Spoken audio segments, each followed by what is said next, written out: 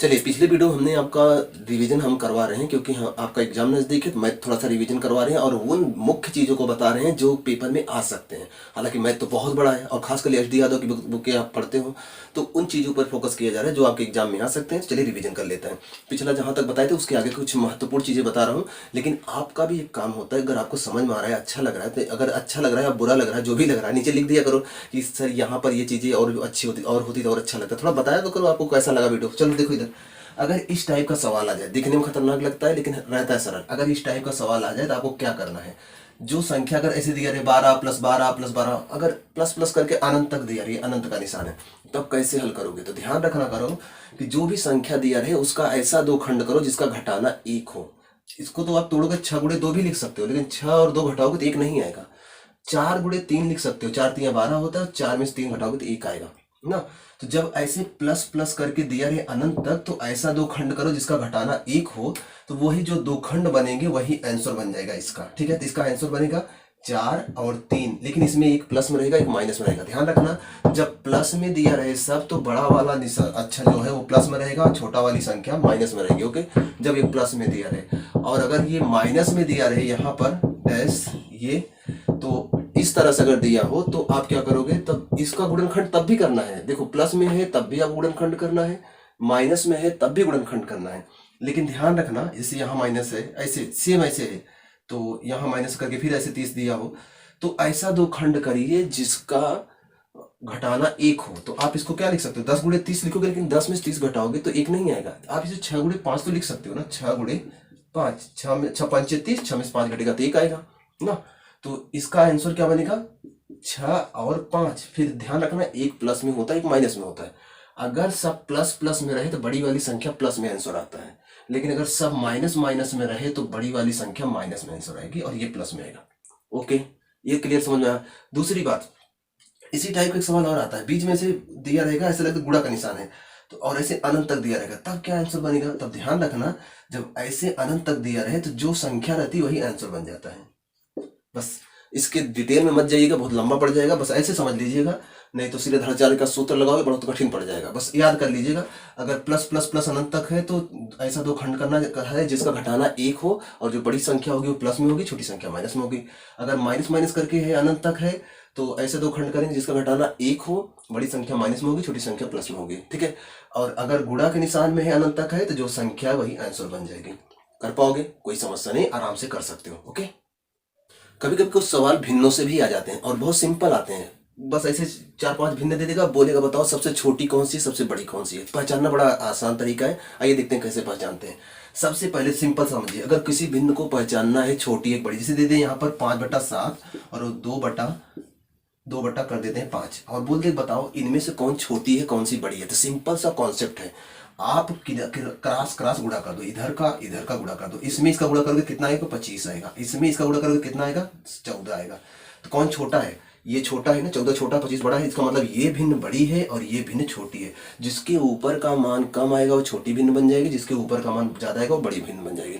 ऐसे ही दो भिन्नों का कंपेयर करके पता करते हैं कौन सी भिन्न छोटी है कौन सी बड़ी। जैसे मैं एक और देता हूँ, जैसे दिया रहे 3/4 और 7/5, अब बोले बताओ कौन सी छोटी है कौन सी बड़ी है। तो आप ऐसा करो, क्रॉस गुणा करो, इसमें गुणा करोगे 15 आएगा, इसका इसमें गुणा करो तो 28 आएगा। तो कौन बड़ा दिख रहा है, ये बड़ा दिख रहा है, तो ये बड़ी भिन्न हो गई और ये छोटी भिन्न हो गई, 15/4 कर पाओगे। अब जैसे इतना बड़ा दे दे और बोले बताओ इसमें कौन छोटी है कौन सी बड़ी है, तो इसको भी आराम से निकाल सकते हो। चलो इसको निकालते हैं, कैसे निकालेंगे, इस टाइप का पेपर में आता है। ठीक है, छोटा 1-2 नहीं देता, 4-5 भिन्न देता है। हम क्या करेंगे, एक भिन्न को टारगेट करेंगे, उसी के हिसाब से कंपेयर करते चले जाएंगे। ठीक है, अब इसमें पूछ ले बताओ सबसे छोटी भिन्न क्या है, छोटी। अगर इसमें छोटी पूछे तब, तो इसमें छोटी निकालने के लिए क्या करोगे, सबसे पहले कंपेयर करो दो भिन्नों का। 4×2 = 8 आएगा और 3×5 = 15 आएगा। देखो 4×2 = 8 आ रहा है, 3×5 = 15 आ रहा है, इसका मतलब ये इससे छोटी है, ये छोटी है, ये कैंसिल हो गई, बड़ी हो गई, तो इसको हटा देंगे, हमें छोटी चाहिए तो इसको अभी नहीं काउंट करेंगे। अब इससे इसका कंपेयर करते हैं, 2×2 = 4 होगा और इसका 3×7 = 21 होगा, तो ये 21 है और ये 4 है, इसका मतलब ये बड़ा हो गया, तो इसको भी नहीं लेंगे, ये भी छोटी है, हमें छोटी चाहिए तो इससे कंपेयर कर लेते हैं। 5×2 = 10 होगा और 3×8 = 24 होगा, इसका मतलब क्या है कि यही छोटी है, अभी ये भी बड़ा हो गया, तो इसको हटा देते हैं, अभी यही छोटी है, अभी इनको देते हैं। 2×2 = 4 होगा और 3×3 = 9 होगा, इसका मतलब यही छोटी है। सबसे छोटी भिन्न क्या होगी, 2/3। कर पाओगे, कोई दिक्कत नहीं, आराम से कर लोगे।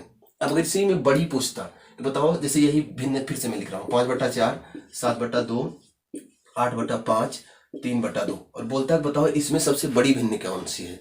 तो क्या करेंगे, हम बड़ी को टारगेट करेंगे। जैसे 2×5 = 10 और 4×7 = 28 ना। 2×5 = 10 था यहाँ पर ना, मैंने 15 लिखा था क्या?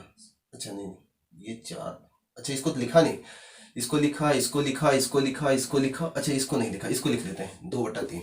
अब देखो बोले कि इसमें सबसे बड़ी भिन्न, ये तो मैंने छोटी निकाल लिया। अगर बड़ी पूछता तब क्या करते, फिर कंपेयर वैसे ही करते, बड़ी भिन्न को छांटना शुरू करते। जैसे 4 दूना 8 और 3×5 = 15, बड़ा कौन हो रहा है? ये तो 8 आ रहा है, 15 आ रहा है, इसमें 15 आ रहा है, इसका मतलब ये बड़ा हुआ ना, तो ये कैंसिल हो गया, तो छोटा हो गया।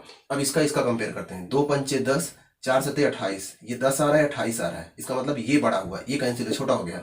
अब इसका कंपेयर करते हैं, 5×7 = 35, 2×8 = 16, ये छोटा हो गया, यही बड़ा है अभी, तो इसको भी कैंसिल करते हैं।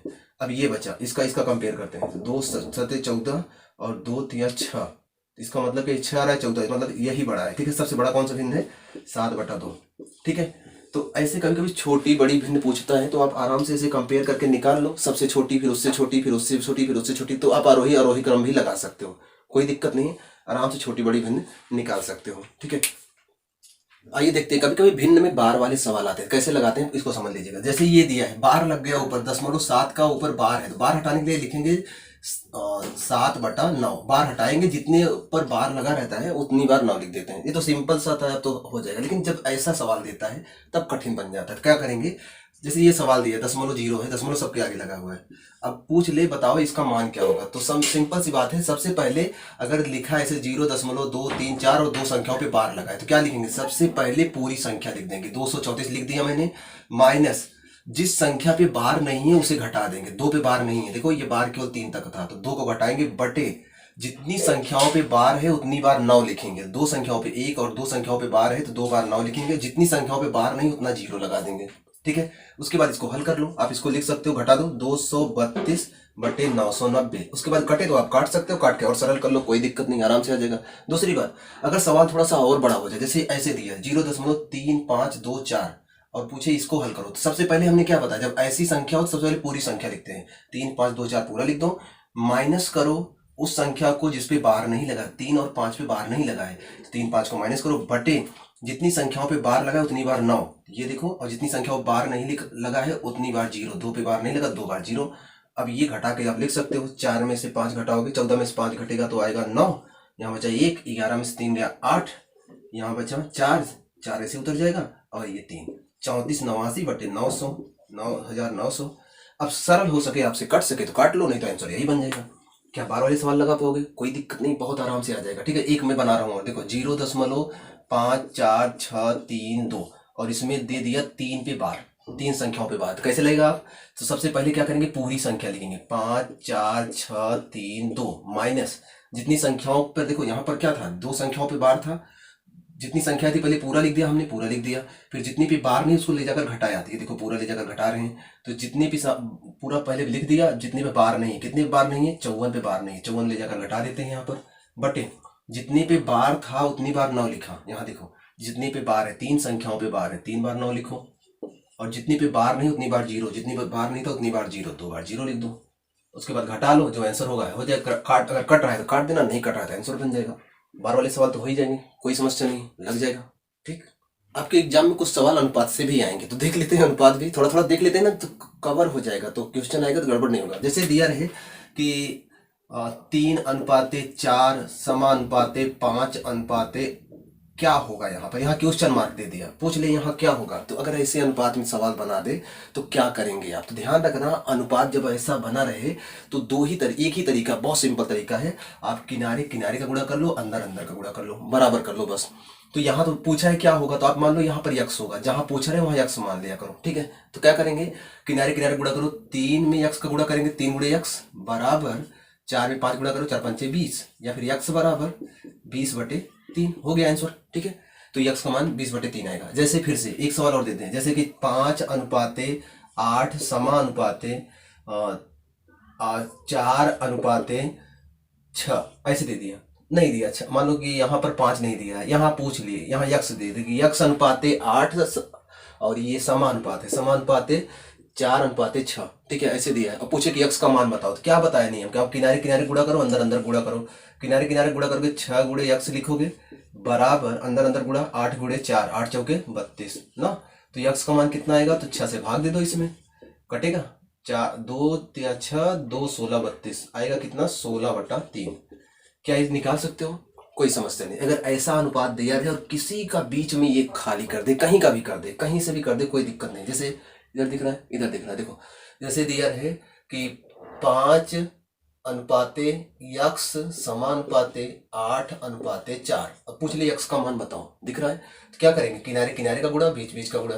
तो 5 चौके 20, ये किनारे गुणा करो, 5 चौका 20 बराबर 8x ना, 8x लिख सकते हो, 8 गुणे x 8x। x का मान निकालेंगे तो 8 नीचे आएगा 20/8, तो 4 दूना 8, 4 पंजे 20, कितना आएगा 5/2। हालांकि मैं जैसा सवाल बना रहा हूँ इसमें भिन्न में आ रहा है, लेकिन आपके एग्जाम में जो सवाल रहेगा वो आसानी से कट जाएगा, कोई समस्या नहीं है, ठीक है। तो इस तरह से आप निकाल सकते हो। लेकिन कभी कभी क्या करता है, सवाल तो ऐसे दे देगा, अगर ऐसा दिया सिंपल सवाल है आप लगा लोगे, लेकिन कभी कभी सवाल ऐसे देगा मध्यानुपाती पूछेगा, मध्य समानुपाती पूछेगा। जैसे मैंने यहाँ लिखा है मध्य अनुपाती कैसे निकालेंगे, तो उसमें केवल 2 संख्या दिया रहेगा, एक दिया रहेगा 9 और एक दिया रहेगा 25। पूछेगा इनका मध्यानुपाती निकालो। तो ध्यान रखना, जब भी कभी मध्यानुपाती देगा तो उसका बस गुणा करके वर्गमूल निकालना है, और ऐसा देगा वर्गमूल निकल जाएगा, ऐसा वो सवाल ही देगा। तो जैसे 9 और 25 का गुणा करोगे आप, जैसे इनका मध्यानुपाती पूछेगा तो आप लिखोगे 9 गुणे 25 और इनका वर्गमूल निकाले दो। तो आप देखो गुणा करने से अच्छा है पहले वर्गमूल ही निकाल लेते हैं। 9 का वर्गमूल 3 होता है और 25 का वर्गमूल 5 होता है। इनका आंसर कितना होगा 15, 3 बचे 15, ठीक है। जैसे दे देगा 49 और 144 का मध्यानुपाती निकालो, तो 49 का वर्गमूल 7 होता है गुणे 144 का वर्गमूल 12 होता है, 12 से 84 हो जाएगा। क्या मध्यानुपाती निकाल पाओगे, कोई दिक्कत नहीं, आराम से। जैसे दे दे कि 81:100 का मध्यानुपाती निकालो, तो 81 का वर्गमूल 9 होगा गुणे 100 का वर्गमूल 10 होगा, कितना होगा 90 हो जाएगा। तो मध्यानुपाती निकाल सकते हो, कोई समस्या नहीं, दोनों का गुणा कर दो, उसका वर्गमूल निकाल लो। तो सामान्य अनुपात होगा एक, तो मध्यानुपात होगा, इसके अलावा एक तृतीय अनुपाती आता है। तृतीय अनुपाती कैसे लगाएंगे, देखो ये तृतीय अनुपाती का है, इसमें 2 ही संख्याएं दिया रहेगा और बोलेगा तृतीय अनुपाती बताओ। तो इसका बहुत सिंपल, वही पुराना कॉन्सेप्ट है, आराम से आएगा। जैसे देखो आप लिखोगे 12:30 समानुपाते, वही संख्या फिर से लिखो 30:x कर दो, ओके।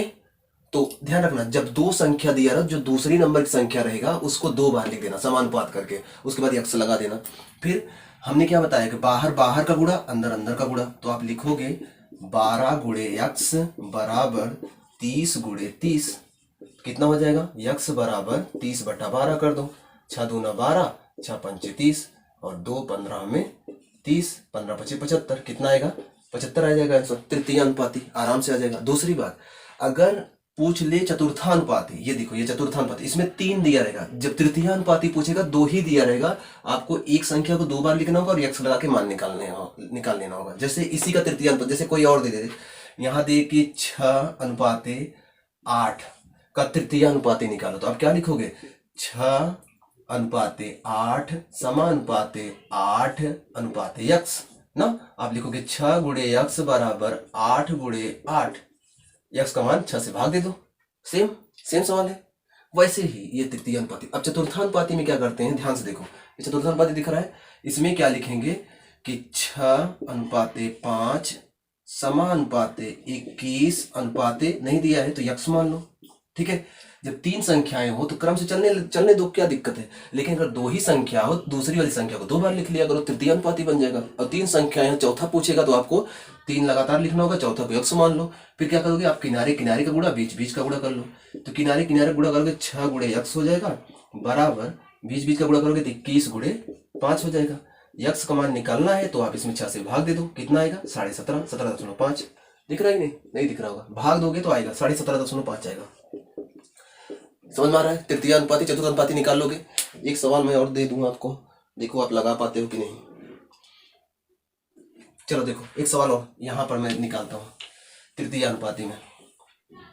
तृतीय अनुपाती में अगर आपको निकालना हो, जैसे दे दे कि 20 और अनुपाते या 20 और 25 का तृतीय अनुपाती पूछे, तो आप क्या लिखोगे 20:25 अनुपाते समानुपाते 25 अनुपाते x, किनारे किनारे का गुणा, बीच बीच का गुणा, उसके बाद x का मान निकाल लो, आराम से आ जाएगा।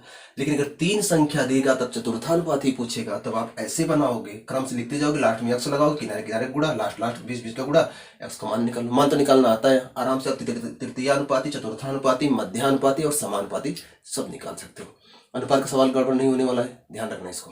टाइप का सवाल और भी आता है और सिंपल सा आता है, जैसे दे देगा कि 2:3:5 एक संख्या है जो कि ऐसे बोलेगा, एक संख्या जो कि 2:3:5 के अनुपात में है और इसका योग, इसका जोड़ दिया है कि 100 है। तो बताएं सबसे बड़ी संख्या क्या होगी? सबसे बड़ी संख्या ऐसे ऐसे देकर पूछ लेगा सबसे बड़ी संख्या बताएं। तो सबसे पहले तो हमें ये पता होना चाहिए ना कि बड़ी संख्या है क्या।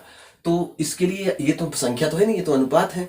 तो ध्यान रखना, जब भी कभी किसी संख्या के बीच में अनुपात लगा हो तो अनुपात हटाने का एक ही तरीका है, संख्या बनाने का एक ही तरीका है, अनुपात हटाकर आप वहां पर यक्स लगा दो, ठीक है, आराम से आंसर आ जाएगा। तो आप यहाँ क्या करो, इसके साथ यक्स लगा दो, 2x हो जाएगा, 3x हो जाएगा और 5x हो जाएगा। अब संख्या बन गई, क्लियर, संख्या बन गई है। आप इन सबको जोड़ दो, जब जोड़ दोगे तो बोला है कि इन सब का जोड़ जो है 100 के बराबर है, 100 लिख दो सबका जोड़, जोड़ो, 3 2 5 5 10x, 10x बराबर 100 दे दिया है, ठीक है। तो x का मान कितना होगा, 10 से भाग दे दो आप, तो आंसर कितना आएगा, 10 आएगा। अब ये जो 10 आया है ना, x का मान आया और हमने क्या है, एक संख्या माना है 2x 3x 5x। 10 का गुणा करोगे इसमें तो कितना आएगा, 20, 10 का गुणा इसमें करोगे 30, 10 का गुणा इसमें करोगे कितना होगा, 50। तो सबसे बड़ी संख्या क्या होगी, 50। सबसे छोटी संख्या क्या होगी, 20। निकाल पाओगे? इस टाइप का सवाल खूब आता है, भरभरा के आता है, ठीक है। बस एकदम से आप इसको ध्यान रखे रहो, बस आराम से हो जाएगा। एक चीज और यहीं पर आता है, उसको भी आप समझ लीजिएगा, कभी कभी गड़बड़ कर जाता है, दिमाग में आता रहता है लेकिन कंफ्यूजन कर देता है, उसको भी समझ लो कैसे करेंगे उसको। जैसे कभी कभी ना भिन्न दे देता है और भिन्न का जो है अनुपात में दे देता है। जैसे देगा 1:2:1:3:5:4/7 और बोलेगा कि इसे साधारण भिन्न में बदलो या फिर इसको अनुपात में बदलो। तो ये तो अनुपात भिन्न है। कभी जब अनुपात भिन्न में हो तो उसे सरल अनुपात में बनाने का तरीका क्या है, आप इन सब का लसा निकाल लो। तो इसका लसा कितना होगा, पहले तो इसको ऐसा रखें कि ताकि आप लसा बना सको ना। तो इसको हम क्या रखें, 2 है, इसको हम रख देते हैं 8 रख देते हैं और इसको रख देते हैं 6 रख देते हैं, ठीक है। तो 2 8 6 रखेंगे तो ये कट जाएगा ना, 2/3 हो जाएगा, 2/3, ठीक। अब देखो इसका लसा निकालना होगा अगर आपको, तो इसका लसा होगा 3 8 और 2 का लसा 24 होगा, निकालोगे तो आएगा, ठीक है। अब आप क्या करोगे, 2 12 में 24 होता है, 12 लिखोगे, अनुपात 8 3 के 24 3 लिखोगे और अनुपात 3 8 24 8 लिखोगे। तो इसका जो अनुपात बनेगा 12:3:8। आपके पेपर में ऐसे सरल क्वेश्चन भी आ सकते हैं। भिन्न दे देगा, बोलेगा कि इसको सरल अनुपात में बदलेंगे तो क्या होगा, तो आप उसका लसा निकालो, आराम से सरल अनुपात में बदल दो, ठीक है। तो इसको यहीं पर वीडियो को रोकते हैं। पहले आप बताओ इतना समझ में आया कि नहीं, अगर आया होगा तो फिर अगला वीडियो इसके आगे बता देंगे, बेसिक चीजें हर वो चीज कंप्लीट करवा देंगे जिससे आपका एग्जाम में क्वेश्चन हल हो सके, ठीक। बताएं, तब मिलते हैं नेक्स्ट वीडियो में।